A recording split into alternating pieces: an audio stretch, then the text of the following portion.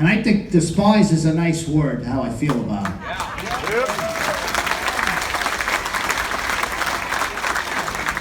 For instance, the day after my daughter was murdered, do you all know who Robert Runcie is? You like that guy?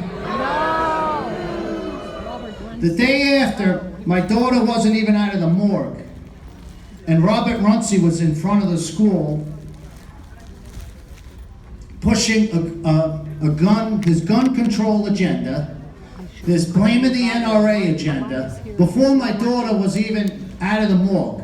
And that's what I was looking at when I put the TV on. That's what Robert Runcie did. And you know what party he was from, right? He's a Democrat. Right next to Robert Runcie was my good friend Rick Scott, the governor at the time. Give it up for Rick, because he's a great guy. Rick didn't try and exploit my daughter's murder, which he could have. He had an agenda. He was running for Senate, right? He was running for Senate in a few months. But Rick wanted to get to the facts. He wanted to know what was going on, and so we could prevent other shootings. So I teamed up with Rick within the first 3 weeks with the Florida legislator and Rick Scott, and we got that bill passed, 7026, to make all your kids safer in the state of Florida. There were a lot of things in that bill. One of them, I wouldn't have wrote it in there. It was some gun control. They raised the age from 18 to 21. And a lot of people, you can say you don't like it, but at that time, I didn't write the bill, and I needed to get the bill passed to show the rest of the country, you know, that my daughter and those deaths weren't going to be in vain, and we were going to make a difference, right? So Rick, he didn't have to go along with that, but he crossed the aisle, just like a lot of the other Florida state Senate and House reps, and we got that bill passed. And it wasn't easy, let me tell you. It was my first time dealing with politicians, but we got that bill passed, and there's so much in it that's making all our kids safer. And we put in there also that we're able to arm the teachers, which is great, you know. But that only came to fruition because we looked into the facts and what happened. You know, he reloaded 5 times in that school where he could have been eliminated at any time. 2 of the coaches ran in to make a difference unarmed, and they were murdered on the spot. So that bill meant a lot to me.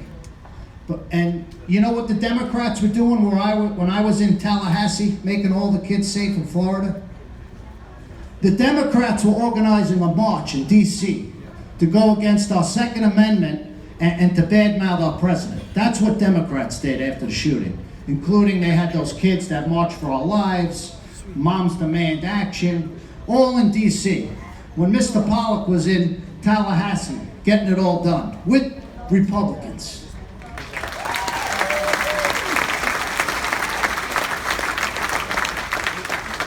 Now I want to talk about 45, our great president, Donald Trump, a little bit. This is a Trump event, right? So, the White House had called my house within a week after my daughter was murdered, and they wanted to organize a trip up to the White House where he could speak to everybody, you know, the families and stuff. But I told, when they called me, I was still sitting shiva for my daughter. It was the first week still. And I told the White House, I said, if the president wants to meet, I don't need to go up to the president, up to the White House on a tour. I'm not there on a tour. I just lost my daughter. She was murdered. If he wants to sit down with me like a man to man, then I'll fly up to the White House. So what did our great president do? He flew me up to the White House, where I met with the president in the Oval Office, one-on-one with my family, and he accommodated me.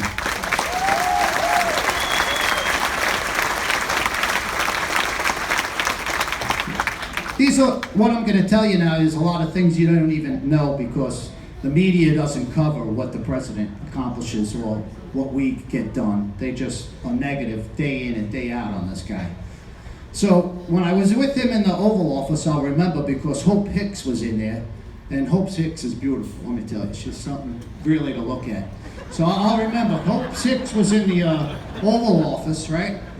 And I tell the president, I go, Mr. President, you need to have put a federal safety commission together with your cabinet members to look into the best practices to making our kids safe. And he looked up at me, and he looked up at Hope Hicks, and he goes, Hope, I like that, I want to do that. And that's what he did. He opened up a federal school safety commission to make all our kids safer.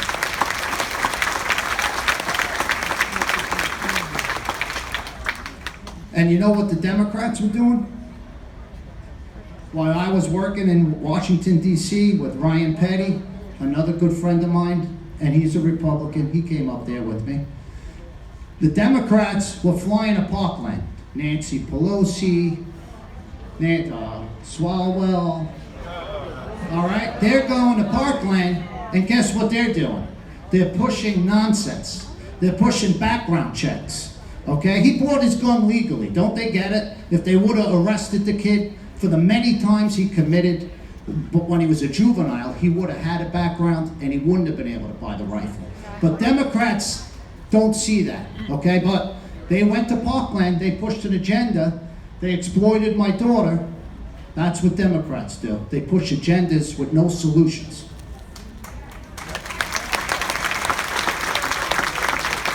So,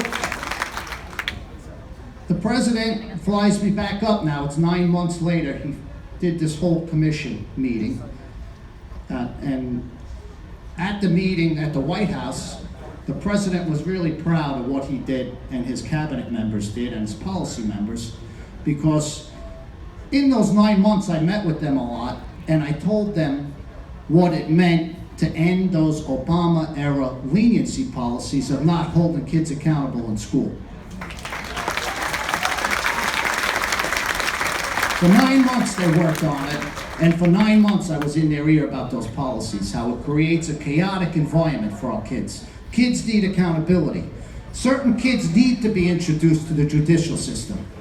Some kids are just evil, you know, and some kids, they can be turned around if they're introduced at an early age when they're juveniles. But Democrats don't get that. They don't understand what the word responsibility means, accountability, consequence. They just don't get it, these people. So we go up to the White House now. 9 months, he finishes this report, right? And there's family members there. I'll never forget this, because this is what goes on day in and day out, and you people don't see it, but I witnessed it firsthand. So this is what happened when I went to the White House. We sat at a table in one of the rooms. President, you know, there's names on every chair. Every time I go there, the president puts me right next to him. And I love the guy. I'm telling you, everyone asks, how is he in person? The guy is a great guy. So I sit next to the president. Ryan Petty's there. And there's other families too that their kids were murdered too, okay, in the schools. From other shootings, from a church, and from other schools around the country, and his cabinet members. So we sit at this big table in the Oval Office, okay, and they discuss all these recommendations, okay, about what the president's going to do to make our schools safer. For an hour, they're going around to other parents, and it meant so much to them. And I'm seeing these parents, they're crying, they're talking to the president. Betsy DeVos is there talking about what it meant to her, okay? And in that, one of those recommendations, the president put in there that he rescinded those Obama-era leniency policies to make our schools safer.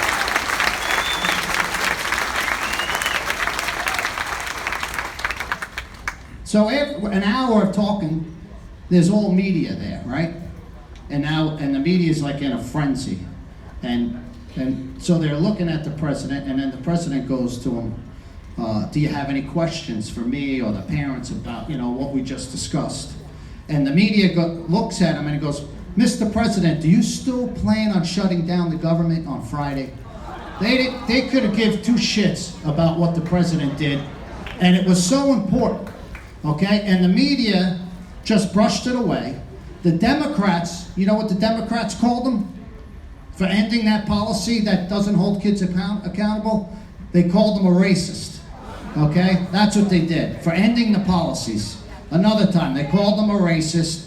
They pushed aside that report, okay, that would make every kid safer in the country. And more kids are gonna die because of these policies, because of these Democrats. That's what they did. They brushed it under the rug and they called him a racist. And he goes like this to me. He truly felt bad when the news person asked him that question. He goes like this to me. He grabs me like this. He goes, Andy, can you believe I got to deal with this day in and day out with these people? And I look at him, I go, I don't know how you do it, man. I couldn't do it. And I don't have any patience. I don't know how he does it with these people. They're evil people. The media. It's truly the truth what he says about these people. So, you know, they wanted to push all these agendas, these Democrats, gun control, the NRA's full. But I saw the writing on the wall before everything came out. I was doing my own investigation because, like I said, I wanted to know how my daughter got murdered, who's responsible, what policies were in place. And I want to, like all Republicans, we want accountability, and we want to hold them accountable and see who's responsible.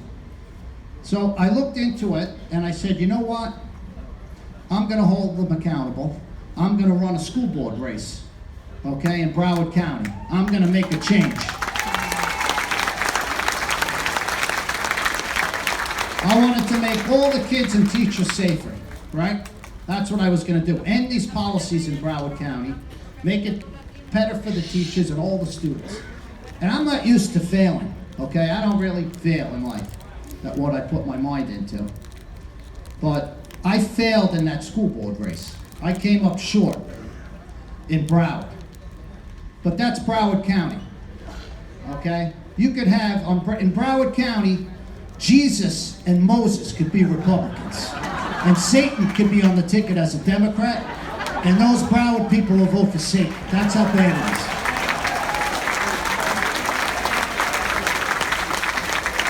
And it didn't help that Brenda Snipes was counting the votes.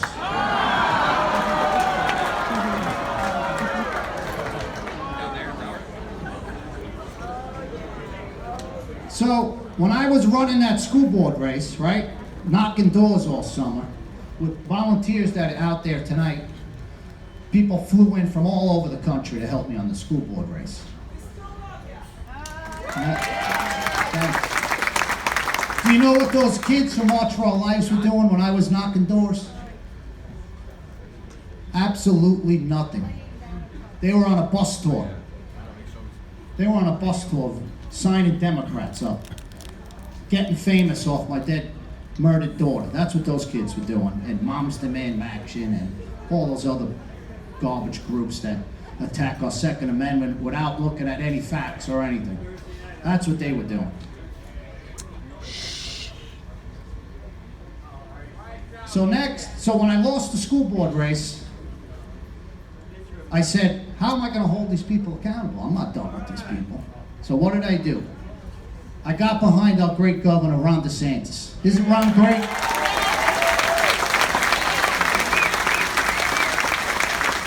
I did everything in my power to get Ron elected. I did robocalls, videos,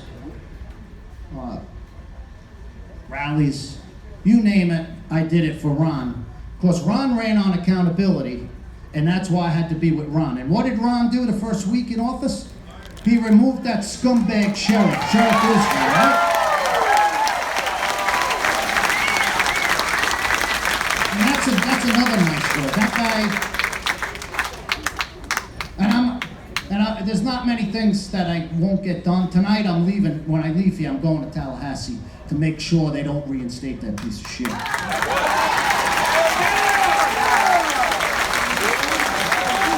Those senators are going to have to look at me if they're going to vote to reinstate him.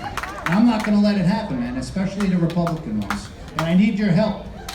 I need your help. You need to contact these squishy senators Some of these are rhinos in Florida. We can't have them embarrass our great governor and go against all the families. We're all united. This guy's a total failure, okay? Multiple failures. 45 times they went to his house, okay? 45 times between him and his brother without an arrest. Okay, that's not proper protocol for a lot of police departments. Deputy Peterson, because of Ron and myself, the garbage that hid behind the wall, this was all from Republicans, okay? This is what we got done from Ron. We got the sheriff removed, right? We got Deputy Peterson arrested. We got 4 deputies fired. We got a grand jury investigation into the Broward County School Board.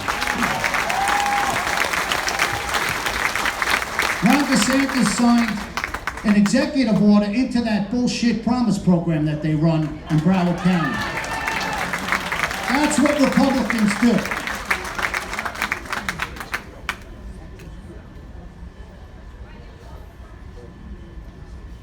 So, when all this happened, I really saw what happened with true colors. I wasn't so political before this, but when the shit hit the fan, the Republicans stood up and wanted accountability. And that's what they did, okay? Ron, Rick, you know, the legislature up in Tallahassee, we got it all done. And I want to touch in a little bit on the Second Amendment while I'm here. So my daughter was on the 3rd floor. I always liked guns, but I wasn't such a proponent for the Second Amendment as much as I am now, and I'm going to explain to you why. So my daughter, Meadow, was on the 3rd floor. Hundreds of calls to 911, right? Did anyone come in that building and save her? Right? No one went in that building. Who hid in a closet? Who hid behind a wall? Who sit by that? One of the deputies took a minute putting on his vest and then he drives away. So who are they to tell us we're going to turn in our guns and dial 911? I'm not dialing 911. I'm going to handle it. I'm just telling you right now. I got my kids, my family.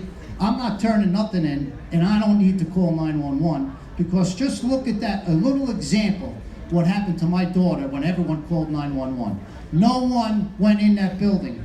She laid on that floor for 43 minutes until they went up there and got her body.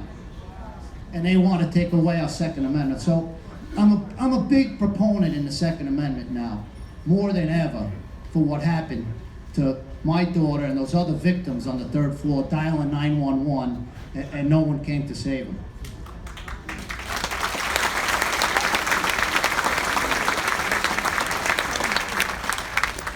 So I made a bunch of comparisons tonight showing you why I just despise these people, okay? Because it's all facts what I tell you, how these people act. And it's disgraceful what they do, day in and day out. Now with this impeachment, I can't even watch the TV no more. I gotta find something else to do. Well, I don't know. I can't even watch it. Just every time you turn it on, impeach this, collusion, Ukraine. You know, we're tired. What do they think, these people? Do they think we're gonna let them impeach our president? Do they really think that? Ain't gonna happen. So eventually I realized that these are the things I realized. If you're for accountability, if you're for holding people responsible for failures, if you want your schools and your kids safe, right, that makes you a Republican. And you know what? I'm a proud Republican. Thank you. Thanks everybody for listening. Thank you.